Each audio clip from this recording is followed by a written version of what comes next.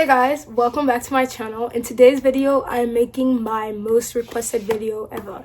And this is not an exaggeration. I think I get one comment under my YouTube video every single day, either asking me about how I got into ALA, how I went from ALA to school in the United States, how I got into Washington and Lee, all that. But my most requested video since the beginning of time is how I got into the African Leadership Academy in Johannesburg, South Africa. So without further ado, I'm giving the people what they want so that I could go back to regular schedule. Okay, for those of you who don't know me or you stumbled on my YouTube channel just somehow and you just wanted to learn about ALA, my name is ZZ.ARCHIVES. I am 19.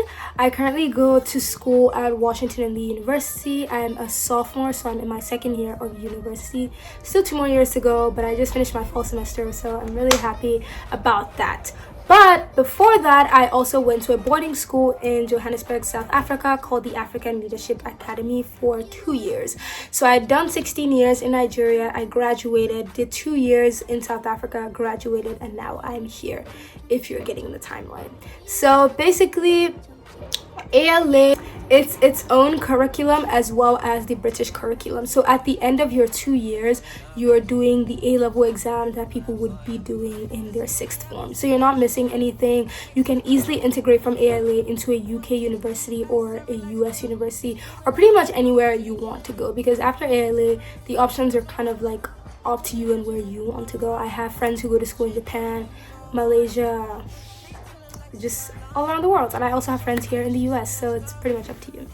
So I'm going to talk about why I chose to go to ALA and just like how my application process went, how everything was for me, and just a little snippet about like what ALA is and what it stands for. So I'm going to start with what ALA is, what it stands for. Like I said, it is in Johannesburg, South Africa. It is a full-time boarding school. It's not half day, half board. No, it's fully boarding. And there's about 250 kids, so 120 kids per year. And there's year ones and year two. So if you're in your year one, you're a year 12 or / grade 11. If you're in year 2, which is your final year, you're in year 13 or grade 12. So you're a senior in high school and you're ready to kind of graduate and apply to college and things like that. So you're not missing out on anything. It follows all the other systems, and at the end of the day, you get to where you need to go to. I did year 1 to year 11 in Nigeria and decided to do my 6th form in ALA. So that's that. ALA is a Pan-African boarding school in the sense that it picks the best and the brightest from around the African continent. Its whole goal is to basically make a new generation of leaders, people who are dedicated to creating change on the African continent, have passion, want to make Africa better than it is already, because we know, yeah. So that's basically the mission of ALA, and that's what it recruits students for. So it has its own ALA curriculum as well as the British curriculum. So while you're learning your A-level subjects, whether it be physics, math, biochemistry, whatever combination that you have, there's also ALA core subjects like writing and rhetoric, African studies, where you learn about like African literature, kind of like do things like that. And there's entrepreneurship leadership. So you kind of have to learn how to be an entrepreneur, how to come up with different ideas and do things like that. While you're also there, you have the opportunity to be part of student enterprises, which are basically different student organizations on campus. So the student enterprises, you own these organizations, you run with other different students in a team, and you kind of work together to create these different needs within the ALA campus or within the greater sphere of Africa. So now, why did I choose to go to ALA? I had gone to school in Nigeria. I was very homogenous. I had been around Nigerians all my life, which is not bad. I love Nigeria. I love Nigerians. But I also wanted to experience something different. And going to the UK was just way too expensive for no reason. And I just wanted to see something different. I didn't want to go where everyone was going. So I applied to both UWC, got rejected from there.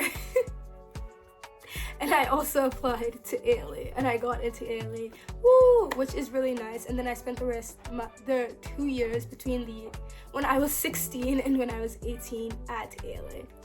Yay! I was able to find some of my best friends at ALA. Like, my best friend just texted me now, which is really nice. And I'm really grateful for all the people that I have, because even years later, I literally only graduated like a year and a half ago. I still have so many people that I can rely on and count on from ALA. So that's basically why I chose ALA. I also just wanted to be around different people from the African continent. I'd never been exposed to these many different cultures that I was hearing about, these many different languages. And while I was there, it was like the shock of a lifetime. I was very used to hearing just like Yoruba, hearing English, things like that. But when I got there, I heard like Arabic, I heard Shona, I heard Twi, I heard like French, francophone speaking French from like different countries, so like there are different dialects. I didn't know French had that many things, but yeah, it was all like a really good experience. There were good parts and as well as bad parts, but for the most part I did enjoy my time at ALA.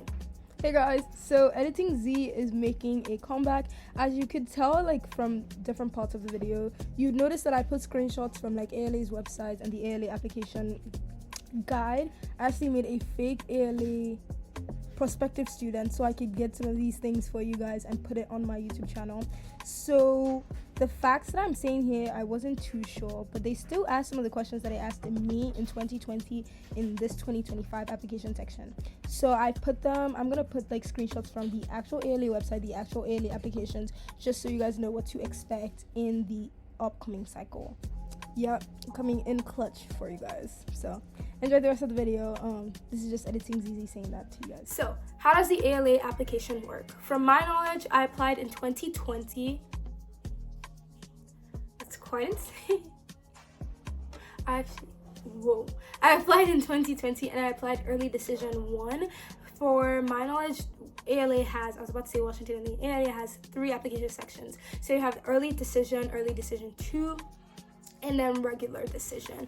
So kind of in the same way that universities work, early decision is earlier in the year. So I think early decision was kind of due maybe in like August, September, and then early decision 2 was due maybe like in October, and then regular decision was due like the following year, maybe like at the end of January. I'm not too sure. I can put the official dates up here just so I don't distract anyone or I don't like say things that I don't know. But yeah, so I applied early decision. You also have a whole interview section where you talk to someone from ALA and they basically ask you about what is in your application. So yeah, when my mom was telling me, oh, read the application, I was like, oh, like why would I have to do that? They're not gonna ask me. They did.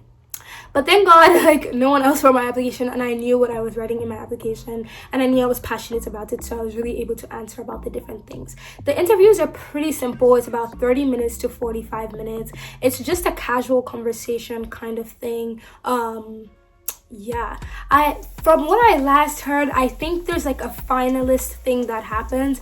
I applied during the COVID era, so it was kind of like different. Everything was online. My interview, I remember, was like a WhatsApp video call. I had like a fancy shirt on, and I was gonna say I had pajama bottoms on, but my mom made me wear the full outfit, and you know, it was really nice.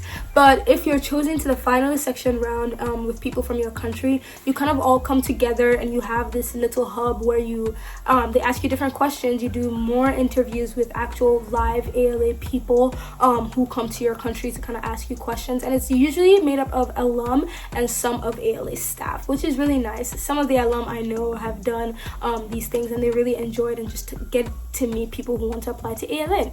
So you should be really calm. I don't think there should be any reason you fret, because imagine me pulling up and being the one to give your interview. Like, yeah, just be chill. Those are the kind of people that are doing your interview, which is good. So yeah, that's that. And then after that, there's usually, I'm not sure if they do this anymore, but during my time when I applied, there was like another place, like a section 3 after like interview, because usually it was just an application interview, get your decision. But apparently our year was very selective and they needed to kind of ask us more questions, and we had to do like this I don't know, it was like kind of hard questions, but like questions they wanted you to answer. I don't know, but it was that, and then they gave you your decision. So I applied around August and I got my decision in November, so I knew where I was going after my IGCSEs and stuff were finished while I was in Nigeria. And then yeah, in June I left Nigeria and I carried myself to South Africa. which was a really fun experience. If you do need financial aid, I know that ALA is able to help you, and they're kind of I don't know how lenient they are. It's based on how much your family earns and how much you're able to contribute to your actual school fees. So based on my last knowledge, I think ALA is about $30,000 per year, so $60,000 total. But please take this with a grain of salt. Not every single person pays the $60,000. So don't think because of that you should be discouraged from applying. Now, what is ALA looking for in its students? What does it want? Like I said, ALA, Pan-African, looking for people to change the African continent, people who want to be leaders, people who have ideas and are ready. They're about the business. They're about changing the African continent. So yes, one thing about their application question is it's basically asking you what you're going to do.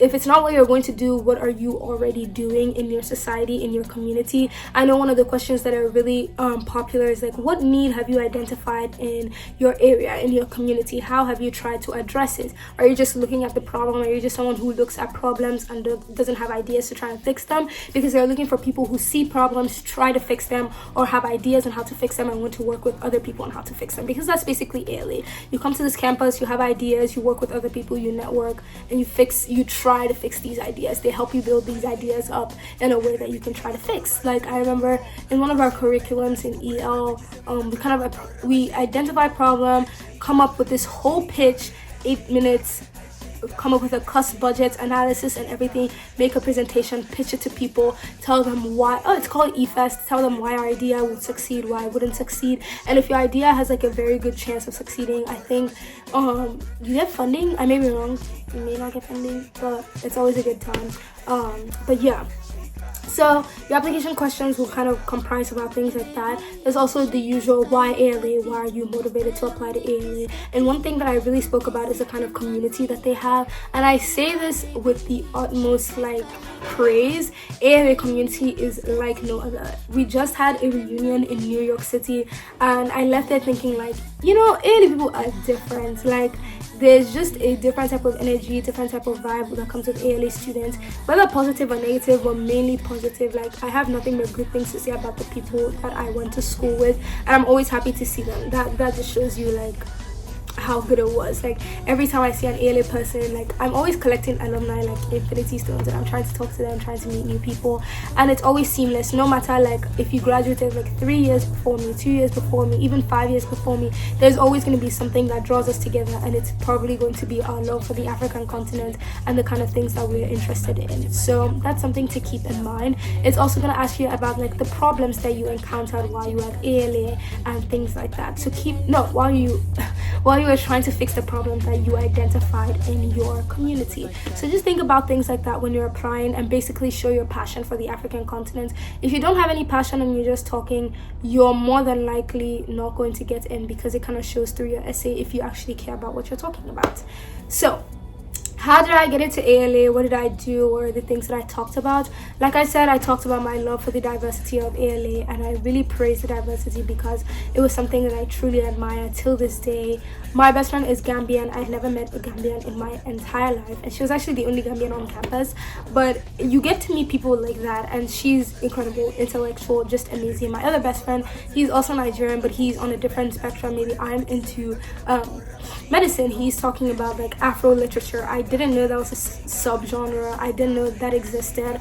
I didn't know that was like a work of place that people were actually interested in. But the more I learned about it, the more I was intrigued. So you get exposed to all these different ideas, all these different people, and it kind of builds up the person that you are. And I truly think that ALA made me into the person that I am today because of the different experiences that I had while I was there.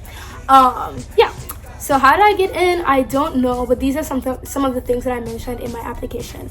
I talked about how I was passionate about education in Nigeria, which I am, because there's a lot of child hawking, there's a lot of children who are out of school, and I formed a non-profit organization called End Child Hawking that basically focuses on giving money to children who are out of school and their families, whether by providing meals, whether by providing money for the students to attend school, and also providing extra provisions. I worked on tutoring, and I basically talked about my experience doing that. It wasn't even a big tutoring, it was just like how I noticed education in itself is going down, and I decided to tutor my aunt's children my cousins who are much younger than me because they went to school in the US. It was COVID time and they needed people to teach, and I looked at them and I was like, I can help you. And I talked about how that helped build my leadership skills, because I wanted to show my aunt that she could take me seriously and that the $5 that she was paying me weekly was actually worth it. So I made these different curriculums, I made a Google Classroom, I uploaded different things, and it really showed my passion for how I was really into education.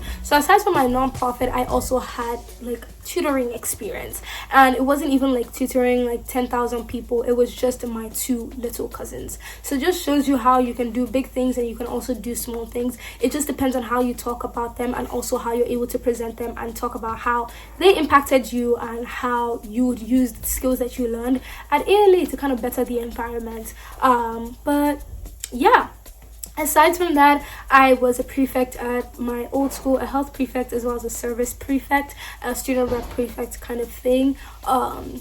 Yeah, I didn't play any sports aside from, I didn't play any sports, and that was all that I did. Your grades do have to be top notch because ALA is a very academically rigorous school, and I say this in the sense that even though you're the smartest person at your school now, ALA has people that are 10 times smarter than you, and it's the unfortunate truth because they're pulling the smartest people from around the African continent. That is the aim, that is their sole purpose. So don't take it to heart when, even though you show your even when you show up there and you're the smartest person, you're not actually the smartest person in the room.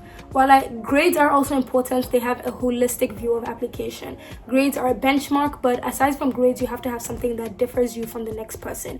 You could have all the grades and somebody else could have the exact grade, like sitting on the grade that they need, but they're also looking for ways to benefit their community. They're looking for ways to help better the African continent, and they're able to show that that person is more likely to get into ALA than you. At the end of the day, it's really just about passion, about learning, and just showing why ALA would be beneficial to you and why you in yourself would be beneficial to the ALA community. But yeah, I think that's all I have for now. If you want me to do a deep dive into my experiences, please let me know. If you have any questions, put them below down in the comment section. I'll be more than happy to read and answer them. Bye guys. Hi guys, this is Editing ZZ back here to close it off. Thank you to every single person that watched this video. I'm really happy that I was finally able to do this and kind of reflect on how I got into ALA. I kind of needed that reminder, and so I'm happy that I got to share with you guys. If you are applying to ALA, good luck. If you have gotten into ALA, good luck as well. But if you guys have any questions related to my ALA experience, like my time there, things to bring, what to pack, what to expect, let me know. I can also make a video about it, and it won't take me 2 years to make. So thank you guys for this experience. Subscribe to my channel, don't just come here for the ALA video. But with that being said, bye guys.